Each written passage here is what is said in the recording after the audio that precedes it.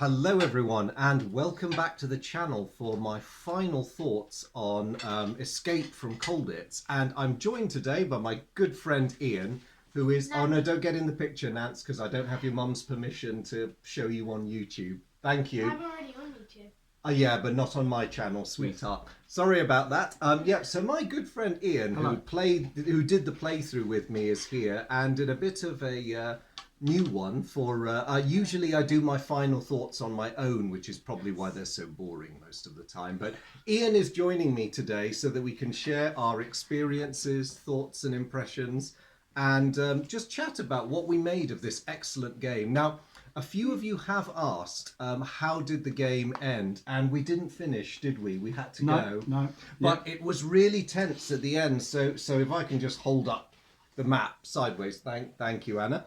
Oh, sorry, Ian, I've blocked you. Anyway, bad plan. I won't do that. Much better looking. I won't do that. But essentially, I had my surviving guys spread out. Oh, are you going to be my lovely assistant here? Thank you, my lovely assistant How about here. this? That works very well. We get the best of you. So I had my guys spread out around the castle at likely escape points, and Ian had his guards all over the place. And it was really quite... I mean, he was having to mask me, but he was doing it really well. It's like that 1940s Kilroy.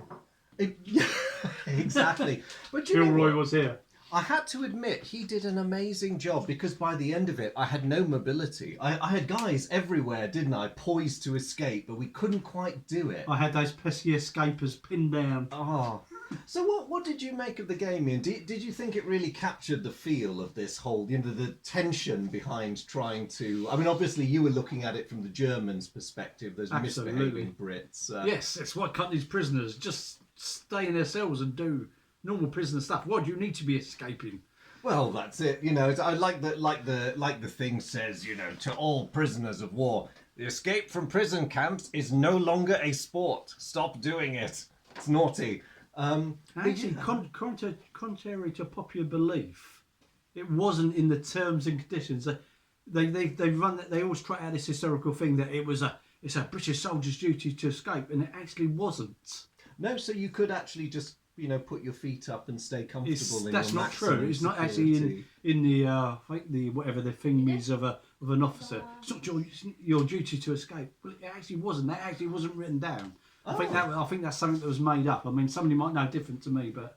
So basically what we conclude is that all these guys were troublemakers. Yes, definitely. That's why you put all your troublemakers in one basket. Which is never a good plan, actually, when you think about it. You probably want to spread them out a bit so they can't troublemaker together. But never mind, they made that historic mistake, and we had good fun with me troublemaking and Ian trying to contain the troublemaking.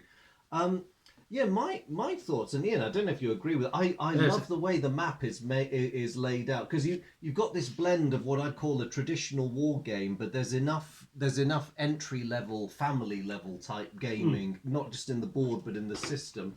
What do you think of the system and the board, Ian? I thought it was all rather well done. I mean, it's a well-made game, considering how old it is. I think this is an original version, isn't it, of the game? Because there was a couple of editions, wasn't there? Which obviously we weren't going to at this point. Yes, because I think this is the original 1970s version. Yeah, exactly. No, I think they've done a really good way to try and sort of difficult in it. It's a game, but it's also leaning towards history. So they've done well to try and I don't know what's the word for it. Try and get the aesthetics of actually trying to escape and introduce a bit of tension, or apprehension might be more the word.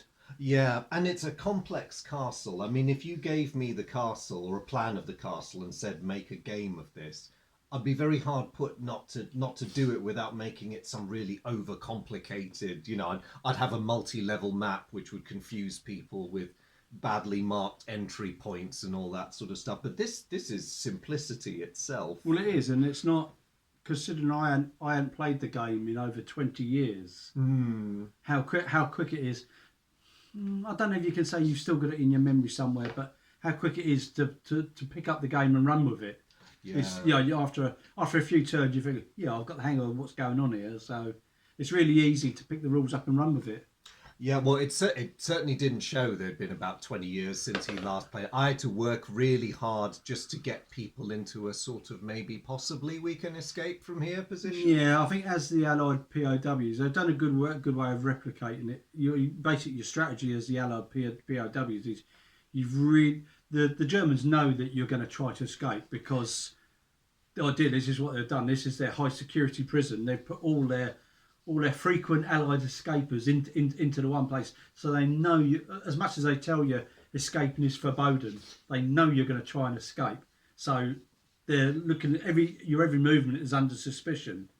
Yeah. And so your strategy as the Allied POWs, you've got to try and confuse the Germans, as in what are your dummy escapes and what are your real escapes, like as in you've got to have patsies, because otherwise the Germans have got you all the time. I had come to that very painful conclusion because I realised quite early on that no matter what I did, quite a few of my bods were going to be rounded up, and one indeed was shot. Yes.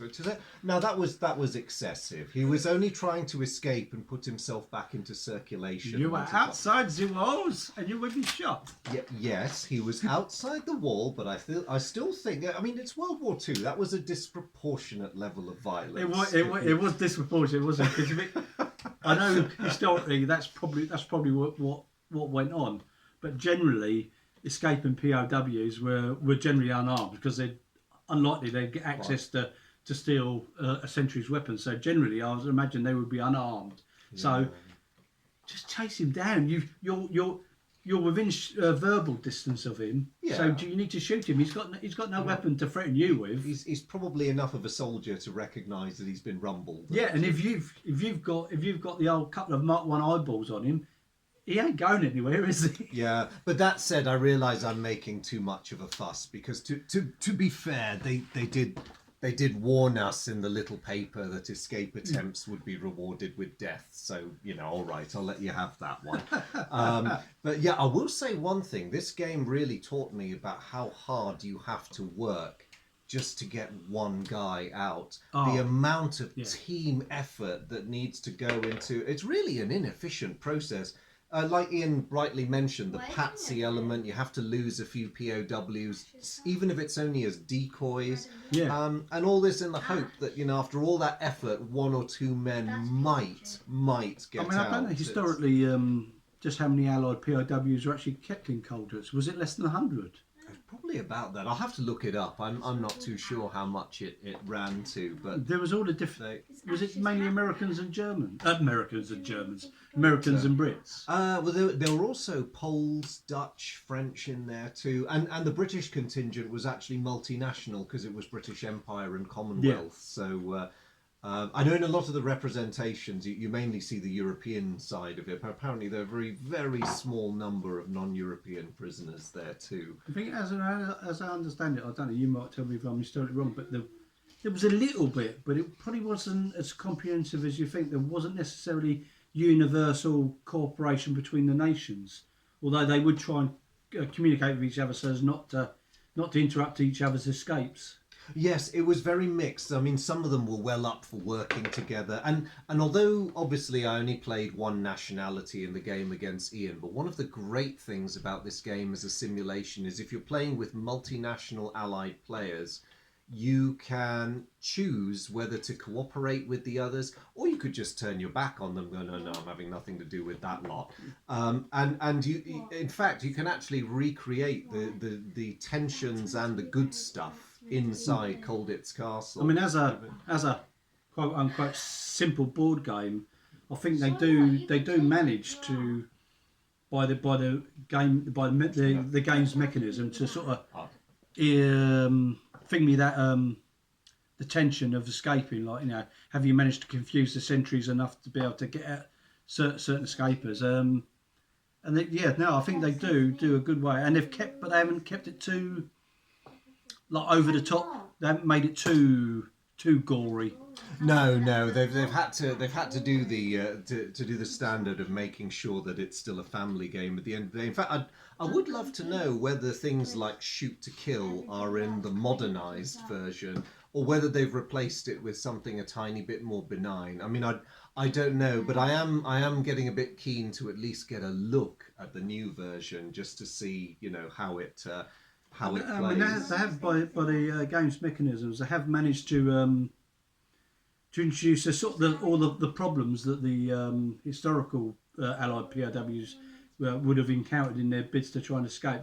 They've managed to try and replicate them, you know, like, you know, the ropes going over the wall, the searchlight areas, the sentries. So they've managed to sort of replicate a lot of the problems that they would have had to face. Yes, yeah, and very often, I mean, the Germans will vary quite dramatically between being a bit confused about what you're up to, and then suddenly the penny will drop and he'll go. So in our game, as you remember from the playthrough, I was trying to get towards a tunnel, but at the same time trying not to get towards a tunnel because I didn't want to telegraph the move to Ian. But you saw that pretty quickly, didn't you? No, I don't. It was quite helpful in the game. Obviously, the opportunity deck that the Allies have, so I don't get to see that. But in the game, they do let you see. So I can see that you've gone into. You need to get into 2 different rooms to get a bit of equipment, and I mean, even so, I've seen you go into those 2 rooms, and I know what equipment in the game is available in those rooms. So I know you've got a bit of rope. So there's no point in displaying that face down because I know you've got that bit of rope. Yeah. But I don't know how that pertains to the reality because I may or may not know that a certain quantity of rope has gone missing, but I don't know who to. Well, I think it makes sense that once the Allies start grabbing stuff that's specifically escape equipment, and I don't mean the odds and ends that go into your civilian escape kit, I mean the serious stuff like wire cutters and rope. Passes and stuff. Yeah, once the Germans realise those have been going missing, they're quite within their rights to start arresting prisoners and interrogating them, banging the troublemakers up in cells. Because I think that's what happens, isn't it? Until you get escape equipment, so it could be cutters, papers, rope, keys. I think that the food is pretty innocuous. The Frey Bentos corned beef tin. Yeah, no, the Germans will let you have that. They'll just report that the prisoners are trying to poison themselves, but otherwise, you know, let them do what they're going to do. But I suppose, Ian, in terms of rating the game or what we think of it, the $64,000 question is, and I kind of know what the answer is, would you play this game again? Soon? Absolutely. In fact, the second we get off camera, we're going to play the game again now. So I think call that a ringing endorsement from us. And Ian, thank you very much for your time and for agreeing to pitch into this video. I realise appearing on my channel would do irreparable damage to the viewers. No, to them and to your street cred. But so I'm doubly grateful that you've decided to come onto this. Also, I'm going to embarrass my friend hugely here because I want to mention that this lovely, lovely fellow has very recently marked his 20th year of service as a firefighter. Don't run away off camera. So wherever you are, give him a big round of applause because speaking as a man who... It's no big deal, folks. Honestly, it's no big deal. Well, it means a lot to me because, as you can imagine, I have many things in my house that are made of paper and cardboard and other combustible materials. And I want to know that if anything hot and, you know, kind of flame-like is anywhere near my precious things, that fine fellows like Ian are on standby to come and rescue my stuff. That makes it sound a bit selfish. And my family, obviously. But, you know... I'll make sure my family get out. You need to rescue my stuff. But anyway, on that, folks, we'll leave you with those final thoughts on Escape from Colditz. Thank you very much for continuing to follow the series. It's always a great pleasure to see you guys, and I look forward to seeing you on my next video. I still haven't quite decided what the content will be. And to your comments in the section below. Yeah, indeed, yes. We'll look forward to those, won't we? Anyway, do take care, everyone. Thank you for tuning in, wherever you're watching from, and enjoy what is left of your weekend, if indeed it is still the weekend where you are. Take care, all, and thank you. Goodbye. Bye.